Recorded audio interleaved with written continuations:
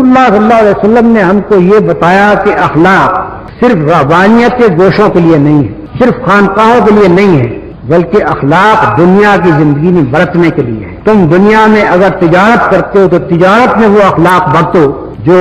گوشہ عزلت کے اندر پہلے برتنے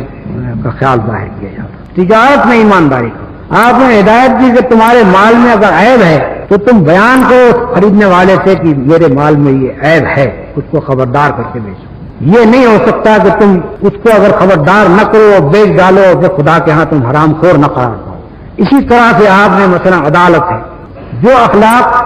پہلے لوگ رہبانیت کے گوشوں میں ڈھونڈتے تھے، رسول اللہ صلی اللہ علیہ وسلم نے اس کو عدالتوں میں لا کر رکھا۔ آپ نے فرمایا کہ وہ قاضی جو انصاف کے ساتھ حکومت کرتا ہے، انصاف کے ساتھ فیصلے کرتا ہے، وہ قاضی جنت میں جائے گا، اور جو قاضی بے انصافی کے ساتھ فیصلے کرتا ہے وہ جہنم میں جائے گا۔ اسی طرح سے آپ نے فوج کو، آپ نے پولیس کو، آپ نے معلمین کو، آپ نے شوہر اور بیوی کو، آپ نے باپ اور بیٹوں کو، آپ نے زندگی کے ہر شعبے کے متعلق اخلاق کی پابندی سے، یعنی جو اخلاق گوشوں کے لیے تھے ان کو آپ عملی زندگی میں لے آئے اور عملی زندگی میں لا کر اس کو پوری طرح سے آپ نے نافذ کیا۔ اسی کا یہ فیض تھا کہ جو لوگ رسول اللہ صلی اللہ علیہ وسلم جب دنیا میں آئے ہیں تو آپ نے جن لوگوں کو ڈاکو پایا تھا ان کو اس حالت میں چھوڑا کہ وہ امانت دار تھے اور